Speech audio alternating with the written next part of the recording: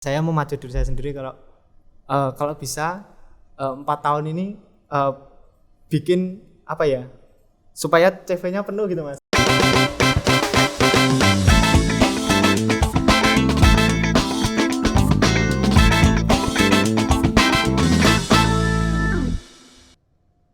Kece Radio, your easy listening station. Kece People masih balik lagi bareng Mufti tentunya di program Bincang Unesa bersama Eliezer dari Fakultas Ilmu Pendidikan, jurusan Pendidikan Luar Biasa. Kita masih akan lanjutin ngobrol seputar prestasi Eliezer yang luar biasa di tahun 2021. Mungkin di tahun 2022 bisa ditingkatkan ke nominan yang lebih tinggi lagi ya Kece People, atau digantikan dengan adik-adiknya gitu ya. Yang sekarang notabene Eliezer ini sudah semester 6 ya, sekarang ini sudah memasuki semester 6. Mungkin generasi penerus dari PLB harus ada juga dong ya. Oke, nah Eliezer, sejak kapan sudah aktif mengikuti berbagai macam perlombaan? Aktifnya sejak SMK kelas 1 itu sudah mulai ikut-ikut. Tapi kan karena memang SMK masih masih sekolah, masih sama ibu gitu, sama keluarga, jadi nggak terlalu sering juga sih Mas. Cuman sudah mulai ikut, sudah mulai tahu lah gitu, sudah mulai bisa tahu ini mekanismenya gini kalau itu Mas. Nah, terus mulai intens ikut perlombaan itu sejak semester 2, terus ke semester 3 itu udah hampir tiap hari kayaknya Mas ikut perlombaan itu. Nah, ditambah lagi pandemi, jadi perlombaannya kan daring jadinya. Nah, itu makin enak lagi ikut lombanya karena disambi kuliah juga dalam satu hari itu bisa ngurus 2-3 lomba gitu. Nah, jadi dimudahkan juga ya dengan pandemi ini ya. Iya Mas, sangat dimudahkan. Nah, sebagai ladang untuk berprestasi juga sebenarnya ya. Bagi yang bisa memanfaatkan situasi, ini bisa menjadi ladang berprestasi untuk kalian Kece People. Jadi mungkin setelah menonton ini kalian jadi terinspirasi untuk terus mencari kampus-kampus atau media mana yang membuka perlombaan, kalian bisa ikut. Nah, informasi perlombaan itu kamu dapat dari mana? Kebanyakan dari Instagram Mas. Lalu beberapa juga ada dari, misal saya mengikuti satu perlombaan. Nah, panitia di satu perlombaan ini biasanya membagikan data pesertanya itu ke panitia perlombaan yang lain yang akan diadakan gitu. Misal perlombaan yang sama fotografi sama fotografi. Nah, itu nanti dikontak saya sama panitianya. Mau nggak ikut lagi gitu ya? Gitu. Jadi informasinya itu sama-sama main Instagram, tapi kalau memang buat nyari informasi yang benar-benar kita butuhkan, misal perlombaan gitu, ya tetap akan dapat gitu Mas yang dicari gitu. Kalau main Instagram cuma scroll ya nggak mungkin ada. Iya, berarti istilahnya jemput bola kayak gitu ya. Betul Mas. Kalian harus menjemput bola karena bola itu tidak datang sendiri ya. Jemput bola, kalau media yang paling dekat Instagram ya dicari informasi terkait perlombaan di Instagram. Mungkin itu jadi ladang prestasi juga gitu ya. Jadi tidak hanya scroll status mantan atau teman-teman kalian, tapi juga scroll akun-akun media-media kampus atau media-media yang lain yang ada perlombaan, bisa ikut dan bisa berprestasi. Menurut kemungkinan begitu ya Kece People ya. Betul Mas. Jadi harus menjemput bola. Tapi pernah nggak mungkin dari BEM fakultas atau BEM jurusan itu memberikan informasi ini ada perlombaan, ada yang mewakili, silahkan ikut gitu? Sejauh ini sih belum pernah sih belum Mas. Ya. Dari pihak BEM FIP maupun HMJ belum pernah sih, karena memang kalau di BEM FIP juga belum ada sih lomba fotografi. Yang pernah itu yang internal itu dari BEM Unesanya Mas. Itu pernah 2 kali kalau nggak salah itu. 2 kali eventnya. Tapi kalau yang fakultas dan jurusan belum gitu. Oke. Nah, Mas Ros boleh tanya nggak? Oke, mau tanya apa? Apa sih bedanya waktu ikut lomba fotografi sebelum pandemi sama sesudah pandemi? Nah, itu. Lomba fotografi sebelum pandemi dan sesudah pandemi. Yang istilahnya online semua setelah pandemi ini. Kalau lomba fotografi sebelum pandemi itu ketentuannya itu mengikat banget gitu Mas. Jadi misal misal ada yang on the spot gitu, jadi kita harus datang di lokasi, kita harus ngambil gambarnya itu yang saat itu gitu. Nah sementara yang pandemi itu setelah pandemi kita bisa pakai stok foto yang lama, atau kita misal hari ini hunting, lombanya tahun depan, lombanya 2 tahun lagi itu masih bisa dipakai gitu Mas. Karena timeless ya foto iya, itu. jadi lebih fleksibel gitu kalau pandemi. Nah itu semakin memudahkan sih Mas gitu. Memudahkan. Iya, memudahkan sekali Mas. Terjawab kan Keci People yang di belakang. Oke ya. Jadi jika di rata-rata ataupun di persenkan ya, berarti lebih mudah yang masa pandemi. Iya betul Mas, sangat lebih mudah di masa pandemi. Oke, karena tidak ada yang tidak mungkin dan tidak ada yang tidak bisa.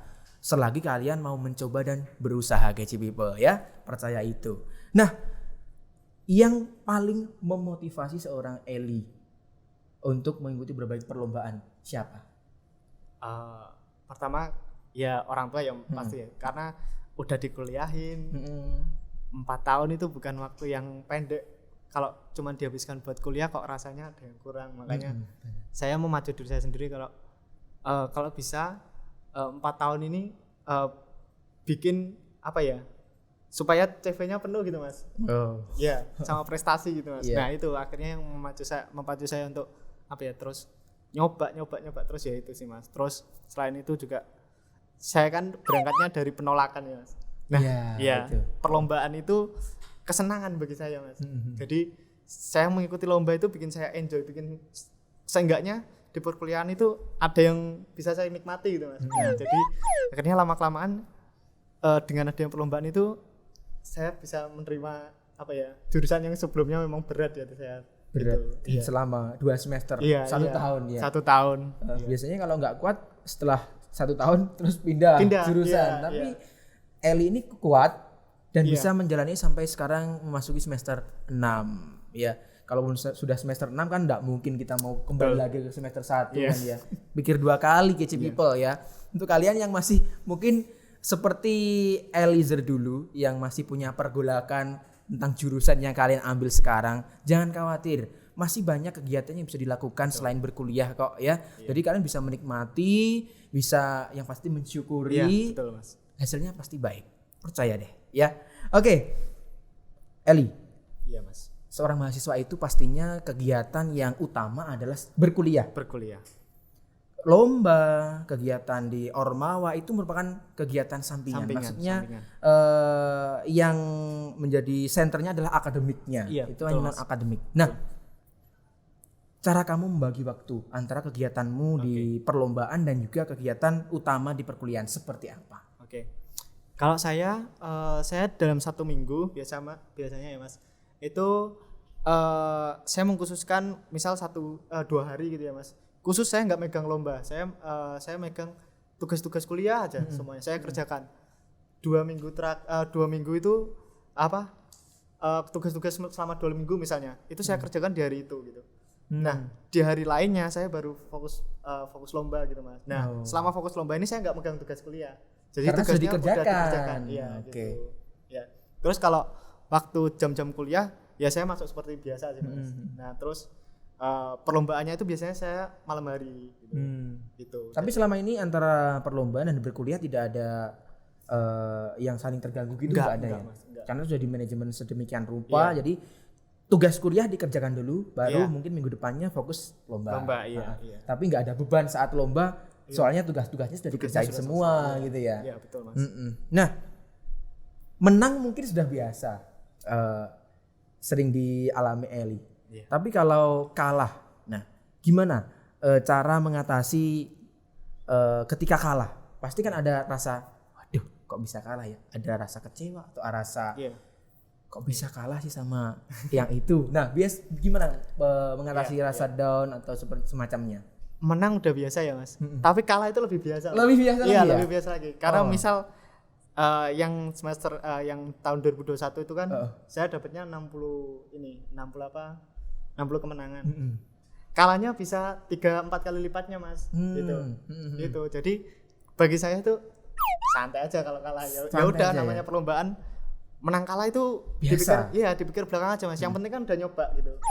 Itu.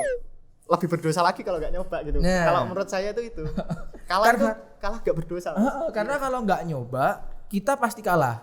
Iya betul. Ya. Betul. Nggak ada kata menang bagi seseorang yang nggak mencoba. Iya. Kalau kita mencoba, pasti ada dua kemungkinan. Iya. Bisa kalah, bisa menang. Iya betul. Gitu. Karena kita sudah mencoba, Iya. kita sudah berlari dulu sebelum kita terjatuh. Kan Betul. kalau kita berlari, kadang kita terjatuh, kadang kita sampai tujuan gitu ya. Kalau yang menang berarti kita sudah sampai tujuan. Kita memenangkan perlombaan itu Kece People. Jadi kalah ya biasa gitu ya. Biasa. Oke. Tadi kan katanya menang ya dapat duit itu. Heeh. Ini buat apa, Mas Ari? Nah, duitnya buat apa? 43 juta. Luar biasa loh. 43 juta itu kalau buat kuliah di UNESA itu masih istilahnya masih susuk. Oh iya. Iya.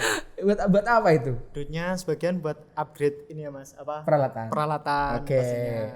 Peralatan biar bisa tambah lebih jos lah. Mantap. Terus sebagian lagi masuk di investasi di reksadana. Oh, luar biasa. Iya. Sudah berpikir panjang ya, sudah Iya. memikirkan masa depan ya. Sudah punya doi? Sudah Mas. Wah, sudah. Ini untuk doinya Eliezer ya. Siap-siap. Nanti tinggal memanage keuangannya ke depannya seperti apa ya. Oke. Luar biasa, keren. Jadi selain untuk upgrade alat, Iya. untuk investasi juga. Iya, untuk investasi Mas. Untuk orang tua pastinya ya. Ada. Jadi sebanyak itu loh ya Kece People. Siapa sih yang nggak pengen berprestasi dan mempunyai reward sebanyak itu? Jadi untuk kalian jangan berhenti untuk mencoba. Jemput bola seperti Eliezer tadi. Betul. Jemput bola. Bagaimanapun caranya jemput bola. Sekarang media itu sangat dekat dengan kita. Iya. Melalui gawai kita masing-masing kita sudah bisa menjelajahi dunia loh Kece People ya. Bagi kalian yang mampu mempergunakannya dengan baik. Sesaat lagi kita akan berbagi tips untuk kalian, tips bagaimana supaya bisa menang di berbagai perlombaan, tips mengatasi diri agar tidak down ketika kalah, karena kalah itu biasa, menang itu bonus, kalah itu biasa. Biasa banget. Sesaat lagi, jangan kemana-mana.